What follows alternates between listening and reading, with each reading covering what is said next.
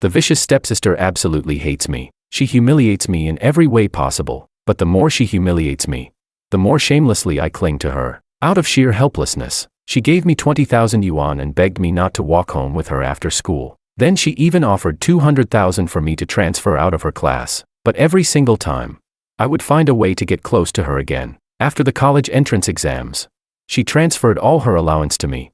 Her voice cold as she said, "This is 5 million. Go study abroad. Don't ever show up in my house again." My eyes turned red. I lowered my head and said softly, "Okay, heh." She finally fell for it. Chapter 1. I caught Willow almost kissing a poor scholarship student in the dimly lit private room.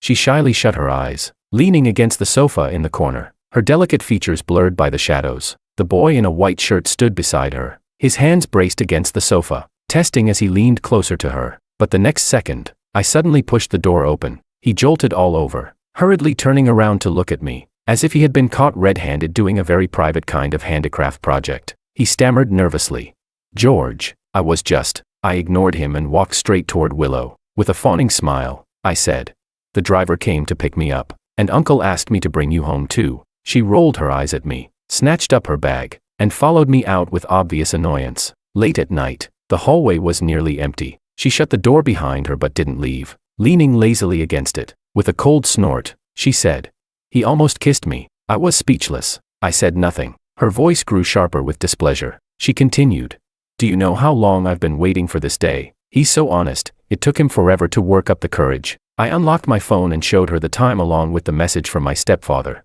lowering my voice as I explained. "See, why won't you believe me? Uncle really told me to pick you up." She glanced at it and responded perfunctorily. "Oh, got it." With a huff, she added, "I'm already an adult, and I've finished the college entrance exams. He can't control me anymore. Tattling won't do you any good." The flashing neon lights drifted across, illuminating her face. Her cheeks were flushed. Clearly, she'd been drinking. I scratched my head, my voice barely above a whisper. "But," she quickly cut me off. "Go back on your own, Anne." She pulled out her phone from her bag, tapping a few times on the screen. With disdain in her eyes, she said, "This 5 million, my dad gave it to me as pocket money. Take it all and go study abroad. Just don't show up in my house again." She added angrily, "Let's never see each other again." She said, "George, I really hate you." She never wanted to see me again. In that instant, my eyes brimmed with tears. I lowered my head, biting my teeth as I forced out, "Okay." Willow turned and walked back into the private room, slamming the door shut. I checked the number in my mobile banking app. I finally couldn't hold it in, turned my back in cowardice, trembling as I leaned against the wall. The next second, I burst out laughing. Gaga gaga. Good, good, good. She finally fell for it. Chapter 2. Willow has hated me for a long time. She thinks my mom and I are only after the Liu family's money, that we want to leech off her inheritance. Well, she really is smart. Back in middle school, she mixed sand into my lunchbox, cut my school uniform, poured glue into my books. She tried every trick she could to force me out of her house, but I kept my head down, always obedient, never complaining. Even when my stepfather knew about it, he never scolded her once. Instead, feeling guilty, my stepfather gave me pocket money, and whenever I saw money, I couldn't help but feel happy again. At 16, Willow and I were both placed into the same high school. She didn't want to be in the same class as me, yet she also didn't want our stepfather to scold her and praise me instead, so she skipped straight to the point. With her chin raised proudly, she said, 200,000, transfer out of this class. In freshman year, I left in despair. By sophomore year, I shamelessly came back. After all, she never said there was a time limit. When I walked back into the classroom with my bag on my shoulder, Willow's face turned dark. The girl sitting in front of her teased, "Willow, your brother is really persistent." Willow snapped coldly, "He's not my brother." Everyone else laughed knowingly. Willow frowned at me and said, "What will it take for you to disappear from in front of me?" My voice was hoarse, my tone dejected, as I said, "Do you really hate me that much?"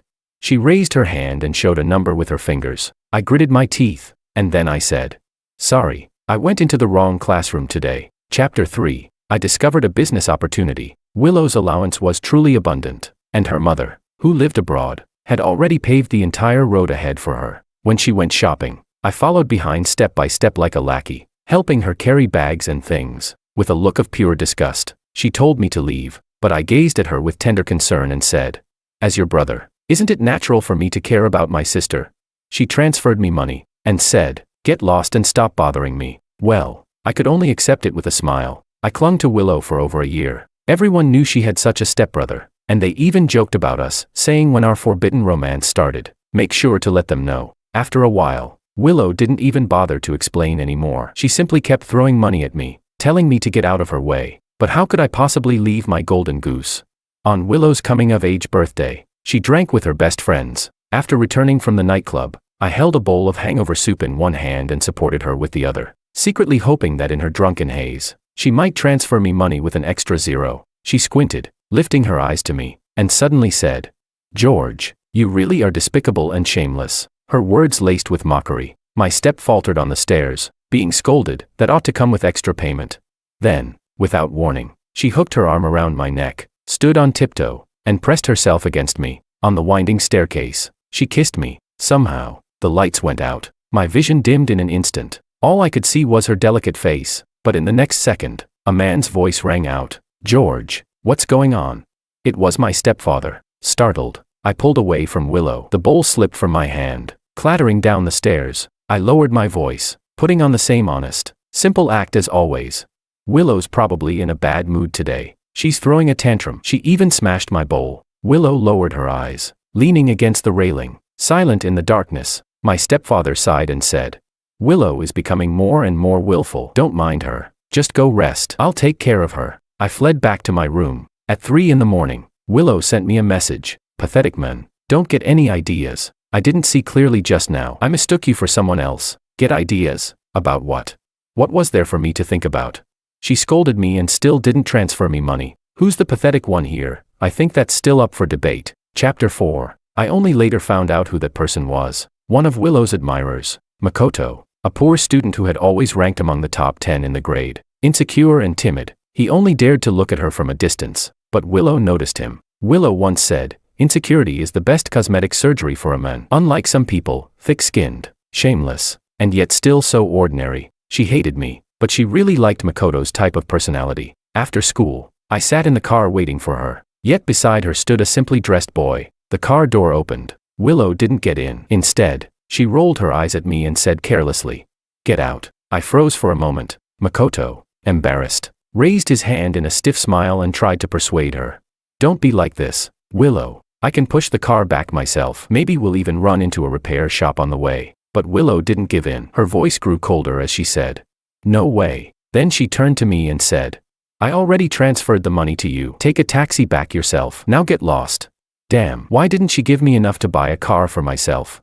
Forget it. Take what I can. I nodded awkwardly, clenching my fists, gritting my teeth, and stepped out of the car in humiliation. At dusk, as the crowd dispersed, I stood at the roadside, eyes red, glaring resentfully at the two of them as they got into the car. Only when that car drove off in the completely opposite direction did I hurriedly take out my phone and open Willow's message. 20,000. Good thing I didn't check the transfer in front of her just now. Otherwise, I might have burst out laughing. Chapter 5. Willow gave me that 5 million too late. I hadn't prepared for IELTS beforehand, so I had no choice but to cancel most of my travel and parties, staying cooped up in my room memorizing vocabulary. Downstairs, Willow hosted a party with her friends. The speakers blared loudly. I took off my headphones and went down. I asked, "Can you turn the volume down a little?"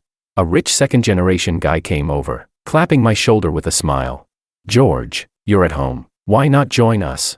I sighed awkwardly and said, "I'm upstairs memorizing vocabulary." Memorizing vocabulary?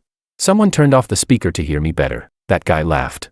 "I thought only internet nerds crammed this early. Even Makoto the genius is here having fun. Come on and join." Willow never lifted her head once. Makoto sat beside her, smiling at me kindly, though his face showed hesitation. Finally, he said, "Brother, you're not planning to retake the exam, are you?" I wasn't close with him, but he called me brother. Clearly things between him and Willow had gone further than I thought. He continued, "It's okay if you didn't do well. Your family has money, so you should have plenty of options." Sensing the tension between us, the others all went quiet. I shrugged and said, "That makes sense. My family has money, so it doesn't matter how I do on the exams. And if you screw up, it doesn't matter either. At worst, you can just lie flat and say, 'To hell with it.'" His face turned pale. At last, Willow lifted her head, snapping at me. "George, don't be so harsh." I nodded and said, "All right, I'll go back to studying. You all keep it down." I put my headphones back on and went upstairs. Yet I could feel several gazes on my back, sharp as needles. Chapter 6. On the day the exam results came out, Makoto was also at our house. This time the excuse was that his family's old computer from the Qing dynasty had finally broken down. Even though Willow knew perfectly well that our province released results via text message, she still invited him over like some love-struck fool. Around 3 in the afternoon, I suddenly heard Willow sobbing in the study. I couldn't tell if it was from sadness or tears of joy. The text message didn't include the total score. Willow held a calculator, adding up each subject one by one. I headed out for class. Passing by the study, the door wasn't closed. She was leaning over the desk, her voice full of delight as she read out Makoto's score. 672, and I just happened to overhear it. She knew I passed by that way, but didn't even lift her head. With a cold snort, she said, "What about you?" Makoto looked puzzled. "What?" While changing my shoes downstairs, I casually replied, 690, a better than expected performance. I waited for her to ask more. Suddenly, something clattered onto the floor, making a sharp sound. Chapter 7. My dad wants you to apply to Z University. That evening, Willow stood outside my door and said this to me. My stepfather was a very traditional man. He valued education, believing that his children getting into a good university would bring him more face. Of course, I also knew the other reason. He wanted me at Z University so I could look after Willow. I held the doorknob, wanting to shut the door. I frowned and said, "Didn't you tell me to study abroad?" Willow was silent for a moment, then rolled her eyes. "Are you really that spineless? You just do whatever I say."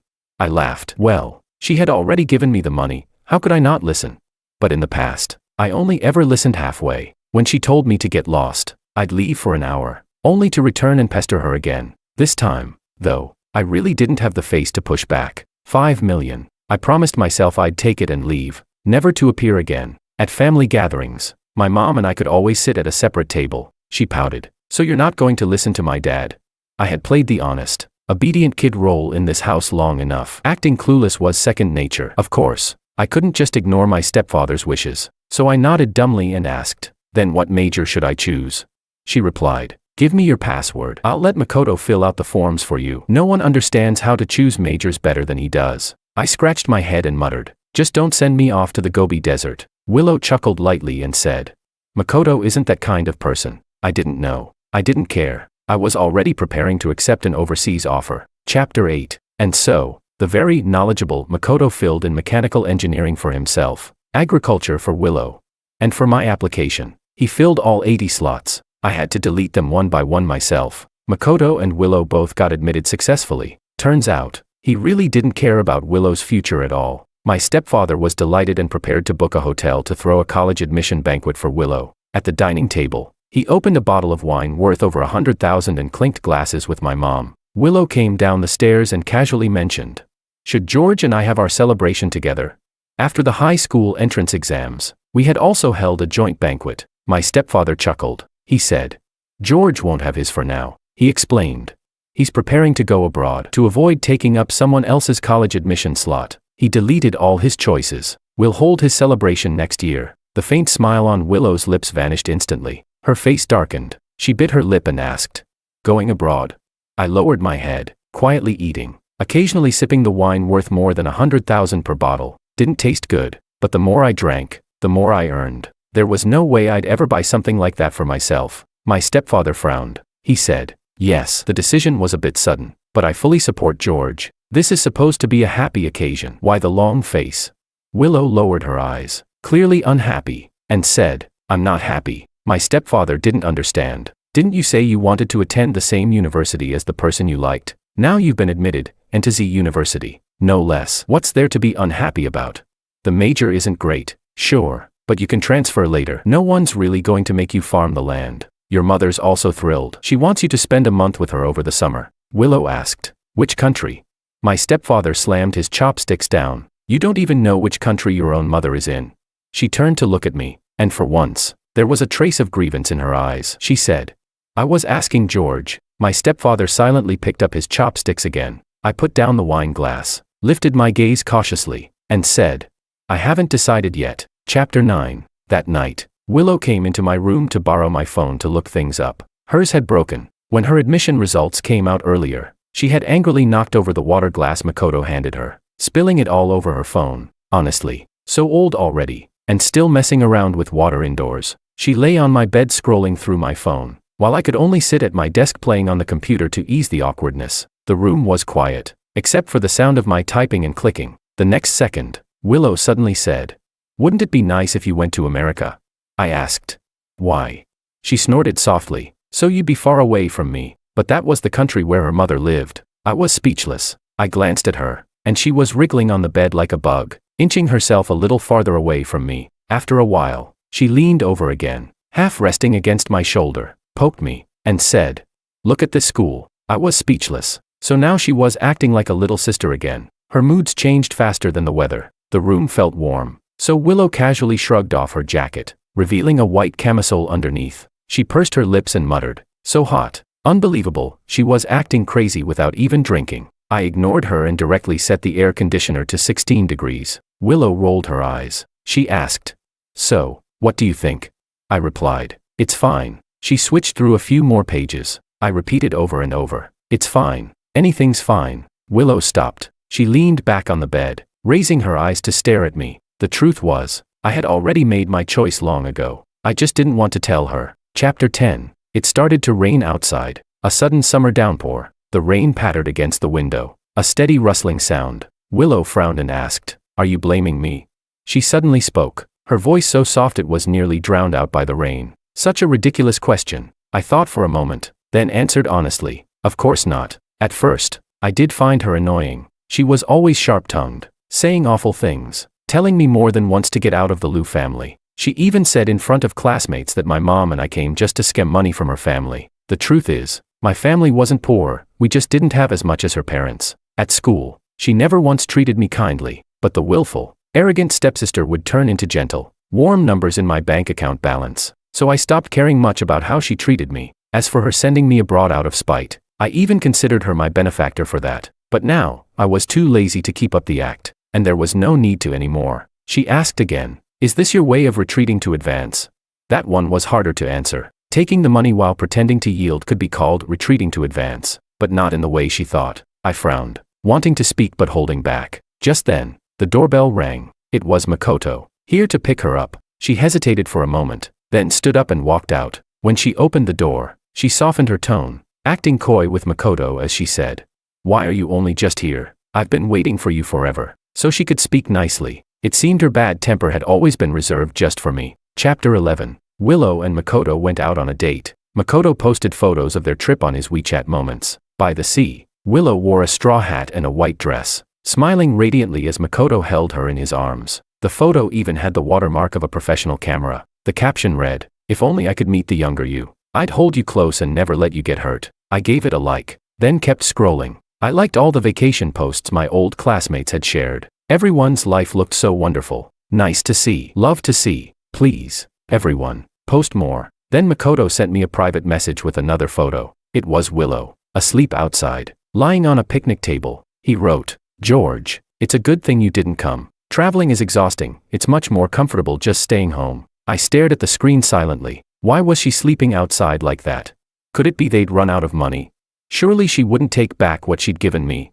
I felt a little anxious. After thinking carefully, I replied cautiously, "Then let her rest well there. Don't let her get too tired. If the beach is too hot, maybe she can sleep under a bridge for shade." Makoto took a long time typing before he finally replied, "George, I really need to talk to you. Both you and Willow are adults now. You're step-siblings without blood relation. So really, you should keep your distance." There were hundreds more words after that. I stared at his essay in silence. Copy, paste. I dropped it into a search engine and hit enter. No results. I switched back to WeChat and replied, "Okay." Chapter 12. During the long summer vacation, I took the IELTS, organized all my documents, and submitted my applications. Many universities were already accepting admissions with Gaokao and AST scores, so I tried my best to start this year. By mid-August, Willow had registered at her university. I was still stuck at home. The house wasn't far from the school. After military training, Willow came home almost once a week. She spoke very little with me, but still, we met weekly.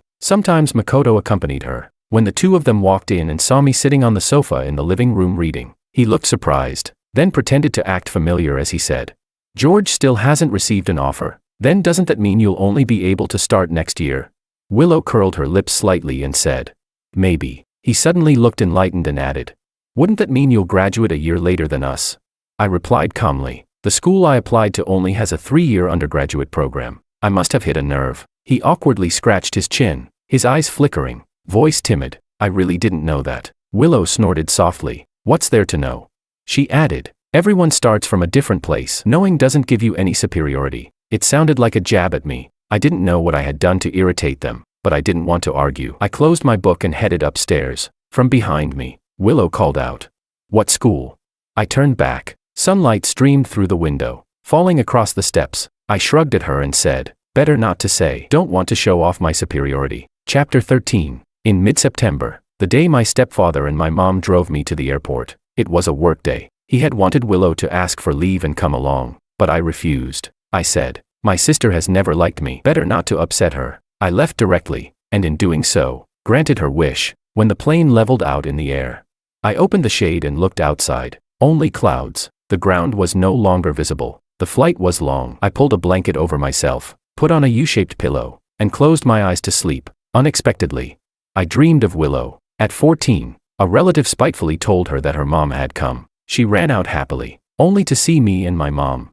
They had meant stepmom, not her real mother. My first impression of Willow was that she was gloomy, pale and thin, listlessly staring at me. My stepfather was always busy. Her real mother lived far away overseas. I thought maybe she was pitiful too, until I ate a mouthful of sand. At that point, I was the pitiful one. In our youth, we clashed constantly. My stepfather would scold her, because she was his biological daughter and easier to discipline. My mom never hit me. She only spoiled me. I once thought of treating Willow better, but the kinder you are to a woman like her, the more she walks all over you. She threw a tantrum, demanding our stepfather buy her a cake from the edge of the city. But he was away on business and couldn't come back, so I went myself, spending the whole afternoon running back and forth. The moment I handed her the cake, she dumped it straight into the trash. The first love letter I ever received, she tore it to pieces. During her rebellious phase, she rarely spoke, except to repeat one word again and again, hate. She hated me, hated that my name was on the same household registry as hers, hated the way I always wore that indifferent expression. I got fed up and ignored her for 2 months. When high school started, she was the one who came to talk to me. Her first sentence was still, I hate you. Transfer to another class. Her second sentence was giving me 200,000. With a vicious tone, she said, this should be enough, right? Damn, who does she look down on? For that much money, I'd transfer schools if she wanted. I answered, sure. She rolled her eyes in disdain and sneered. You really are shameless. Chapter 14. I landed in London, rented a place and began living alone. At first, I couldn't adjust to the all-English lectures, couldn't get used to the food here. I felt gloomy and depressed all day long. A week after I left home, Willow finally sent me a message. You left without saying a word, I replied. She asked. Why? It took me a long time before I answered her. I wrote back, because I hate you too. No need to let you know. Back when I hadn't gotten any money from her, I never said things like that. I always felt it wasn't worth picking a fight with someone so starved of love. But now, in a foul mood myself, I couldn't care about her feelings. Willow never replied again. Instead, Makoto called me. He demanded, what did you say to Willow? I flipped through my book, answering casually, nothing much. He shouted angrily, she blocked me. I closed my book and scolded him.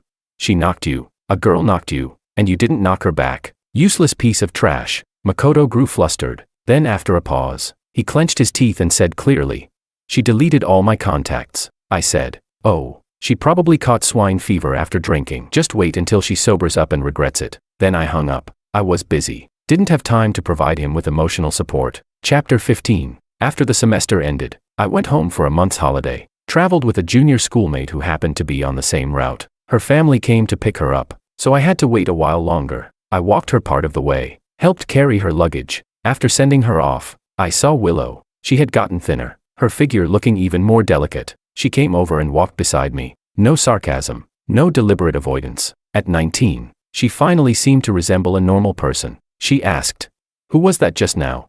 She stopped walking and looked at me. I said, a junior schoolmate I know fairly well. Willow pressed her lips together and said, I'm just being kind in telling you this. Don't you know many female students abroad aren't exactly pure? I raised my hand, looked at her, and cut her off directly. Then do me a favor and stop being kind. I think my girlfriend is a very good person. Willow froze. By then, I had already spotted my stepfather's car in the parking lot. I walked over, opened the car door, My mom sat in the passenger seat. She asked, "Where's Willow? Didn't she go pick you up?" I dropped my bag and said, "She walks too slow. I wanted to see you sooner, so I ran here." My mom smiled. She said, "I already asked Auntie to buy groceries. We'll make all your favorite dishes tonight. You look." She paused. Haven't lost weight." 3 minutes passed and Willow still hadn't come. My stepfather called her. Soon after, she hurried over and sat in the back seat. Between us sat my backpack. Her eyes remained lowered. Rims reddened. I had no idea what she was thinking. Chapter 16. At the dinner table, Willow remained silent, detached from everything. She had always been like this, never giving anyone face. Everyone was used to it. After finishing my meal, I didn't go upstairs. Instead, I went to the yard and lay down on the reclining chair. The orange-red leaves scattered across the courtyard rustled softly in the wind. Willow followed me out. She stood behind me. Her voice caught slightly as she asked, "Do you really have someone you like? Or did you make up a girlfriend just to get under my skin?" I stopped moving, letting the rocking chair slow down. I asked, "Why would I use this to provoke you? Would this really make you angry?" Willow avoided answering. Instead, she asked, "What's her name?" I answered, "Anna." That much I didn't lie about. I wouldn't play tricks like that just to grab her attention. I truly was with someone else. Willow said discontentedly, "George, you've only been abroad for 3 months. I nodded calmly. I said, "Exactly, because we just started dating. I didn't bring her home with me this time." She took a deep breath and asked, "Is she very pretty?" I frowned and said, "I'm with her not because of her looks." She pressed, "Then is her family as wealthy as mine?" I replied impatiently, "Never asked. Does that even matter?" Willow bit her lip and said nothing more. She stepped in front of me. Her eyes were slightly wet, her mood colder than the autumn wind that night. She bit her lip again and said, "What exactly do you see in her?" "Too close." I stood up and said, "She's a very kind girl." Then I added, "Move aside. I'm going back to my room." Chapter 17. Anna was a good person. She was a friend of a friend. She was gentle and friendly to everyone, no matter how dull the topic. She would never let another person's words fall flat. I met her at a gathering of friends. I couldn't stomach the food there, only ate a few bites, and went hungry the entire night. Anna lived on the same street as us. When we shared a taxi back, we passed by her apartment. She asked us to wait for her a moment. She ran upstairs and came back with something. 2 portions of soufflé, one for me, one for my friend. She handed me the box, her eyes curving with a gentle smile. In a soft voice, she said, "I baked these this afternoon. Try them. You can eat them later at home too." I thanked her and then was so moved by the smell that tears came to my eyes. The pressure from my studies had been overwhelming. I couldn't get used to the food here, and with alcohol still in my system, my emotions spiked. I just couldn't hold back. My friend stared at me in disbelief and elbowed me. "What's with you?" I shook my head and said, "Nothing. It's just too delicious." My friend slapped his thigh and said, "What's the big deal? If you like it so much, we'll just go freeload a meal at her place tomorrow. She loves cooking. She can make both Chinese and Western food." I wasn't close enough to her yet, so I didn't dare. But the next day, my friend came back with a lunchbox and forced it into my hands. He said, "Here, I brought this back for you. Eat it." Inside the cartoon ceramic lunchbox, the rice was packed tightly. One half was topped with tomato beef stir-fried with egg, the other half left plain. On the side, little walls of cola chicken wings. I subtly asked my friend about Anna's preferences, planning to send her something in return. He asked her, then came back to me and said, "She said if you want to know, you should ask her yourself." So I added her contact. That was the beginning of me and Anna. Chapter 18. Willow didn't move an inch. She said, "You dumb straight guy don't get it. All of that can be faked. You've only known her 3 months. Do you even know what a pretentious coquette is?" She lifted her eyes to me, pouting. "Maybe she just thinks you're too simple, easy to fool." I was speechless. I said, "Willow, you've always judged others with malice. 3 months, I really didn't know Anna well enough. But so what? As long as we were happy together, wasn't that enough?" She was gentle, considerate, never threw tantrums, never sharp-tongued. We'd never even had a fight. I shoved Willow aside. She was caught off guard, stumbling back 2 steps, almost falling. I walked past her, back to my room, and shut the door. On the balcony, there were several new pots of plants I didn't recognize. I took photos and sent them to the housekeeper. I asked, "What are these?" She replied, "Plumbago. Your sister brought them over. She said she wanted you to see the flowers she grew when you come back next year." Plumbago. I remembered when I first moved in here. I thought the balcony was too empty, wanted to keep some plants. I'd heard plumbago was easy to grow. After school, I bought 5 pots, but Willow blocked me at the door, wouldn't even let me inside. standing on the steps, her young face full of impatience. She snapped. I'm allergic to pollen. Throw them away. And you, get out. Wash up before you come back, the housekeeper said after I went abroad. Willow started growing flowers herself. Plumbago blooms for a long season, still blossoms in November. Willow even took photos and posted them on her moments. The housekeeper gave her a like, but I didn't. I had set her posts to chat only, so she wasn't really allergic. I replied, give them back to her. I'm not interested in keeping plants right now. Chapter 19. In early January, I was going back to school again. Willow wanted to send me to the airport in front of my stepfather. I couldn't refuse, but at least, this year I wouldn't have to spend the new year with her. On New Year's Eve, after class, Anna came to find me. I couldn't cook in my apartment, so we went together to her best friend's rented villa to celebrate. There were lots of friends there. Everyone played cards in the living room. Anna was in the kitchen. I rolled up my sleeves, walked over, and said, let me help. She said, I'm just washing fruit. She lifted her eyes to me with a gentle smile. She picked up a freshly washed strawberry and brought it to my lips. She said, taste this first. I bit into it, the sweet and sour juice bursting in my mouth. I nodded in approval. Not bad. Anna carried over a glass bowl filled with washed strawberries. Was this some kind of test? I held the bowl earnestly and said, I really did come to help you. She tilted her head slightly and said, I know. Then added, then help me make dessert. On the other side was a long table, clean, elegant utensils and ingredients neatly arranged, like a set of toy kitchen playthings. Chapter 20. We made over 10 dishes. Everyone ate and drank their fill and had a great time. Late at night, my friends drove us back. I'd had quite a bit to drink, not drunk, but I wanted to take advantage of this buzz to get closer to her. When we reached downstairs, the car door opened, and the cold wind hit my face. I helped Anna tie her scarf, put on her fluffy hat, then took her hand, and together, we stepped into the thick snow. The snow hadn't been cleared yet. It was a vast white blanket. We walked slowly, but when we reached the stairs, Anna misstepped and almost lost her balance. Luckily, I reached out, wrapping my arm around her waist, pulling her back. We were very close. Our noses almost touched. Her skin was very fair, but now flushed with a drunken red,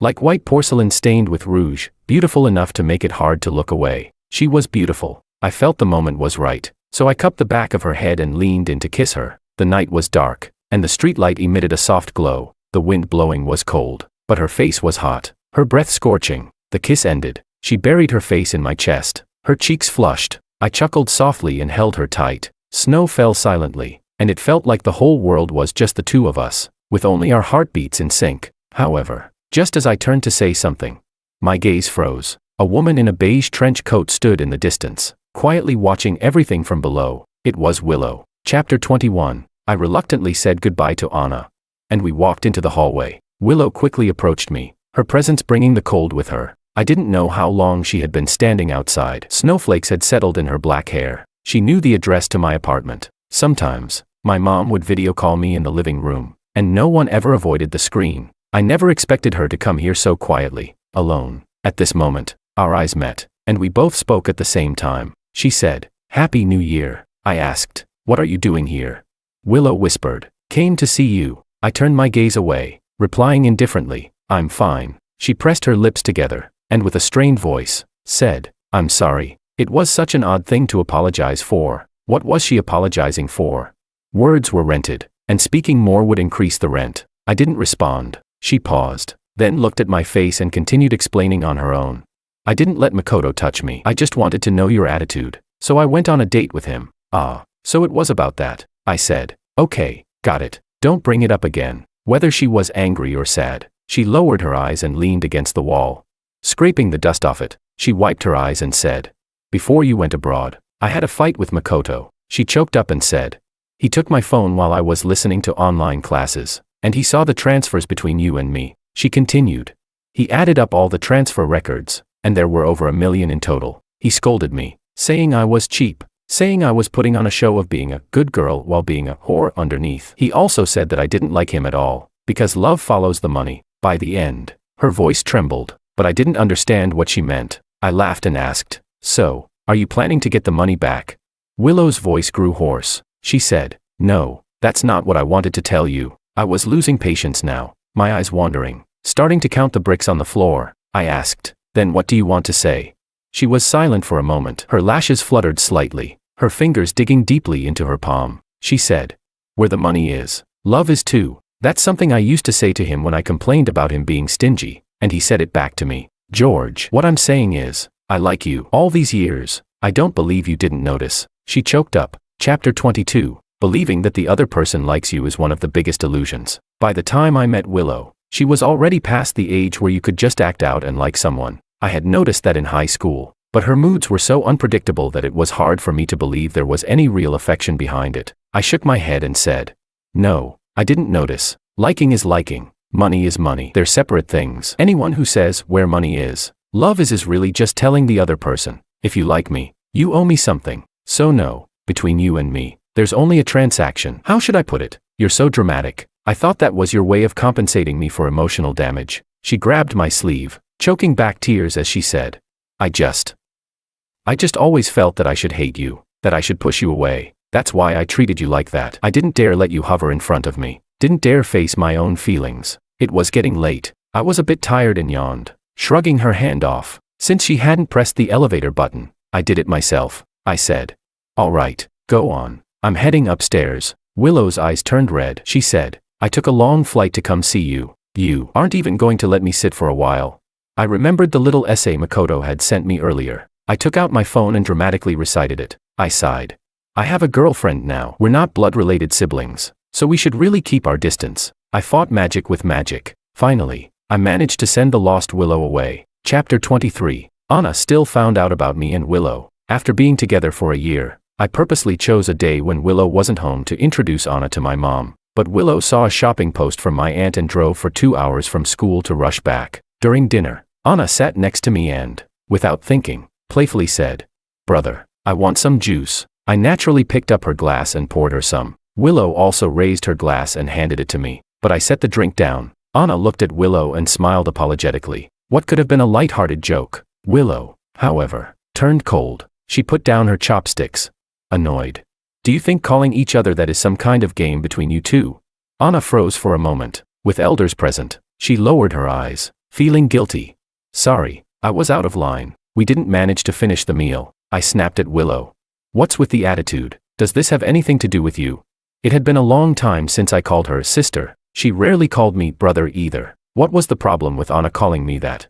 It was the first time I shouted at Willow, and both my stepfather and mom were startled. Willow froze. She looked embarrassed, didn't respond, and buried her head in her bowl. The soup in front of her grew more and more empty. Then she suddenly burst into tears. My stepfather was shocked again. Willow wiped her eyes, stood up, and left. Anna only knew that I had a stepsister. She knew she had a bad temper, a lot of money, and acted recklessly at home, never caring about anyone's feelings. But that was all she knew. After dinner, while we walked in the yard, I decided to come clean to Anna. It wasn't really a confession. I hadn't done anything wrong, but the words I said might upset her. I would probably need to calm her down later. I turned around, quietly observing her expression. Her brows furrowed tightly. I softly asked, are you mad? She lightly snorted and said, She was indeed upset. I let go of her hand and raised my hand, intending to swear an oath, but she took my hand again. Her fingers intertwined with mine. She tilted her head and looked at me helplessly. She said, I'm not mad at you. I'm mad at Willow. She knew how to get mad. We reached an understanding. Chapter 24. I stopped caring about Willow. Life went on as usual. After the holiday ended, I returned to school. I attended classes in lecture halls, went to the Senate library to write papers, and met Anna for meals. She was truly emotionally stable, and very considerate of others, like a mature wife. Later, I decided to pursue graduate studies. Everything went smoothly. Willow's presence in my life became smaller and smaller. One time, I saw the housekeeper tidying up her room. She found a stack of papers. They were boarding passes, all to London. I had no idea what kind of abstract plans she was making. Unfortunately, I had moved to a new house, and the school was crowded. Despite her numerous visits, she never ran into me by accident. Before Christmas, I received an offer from my new school. It was a better school than my undergraduate one. I had the right people around me, and a bright future ahead. My wings were already long and sharp, and when spring came, there would naturally be a chance to soar.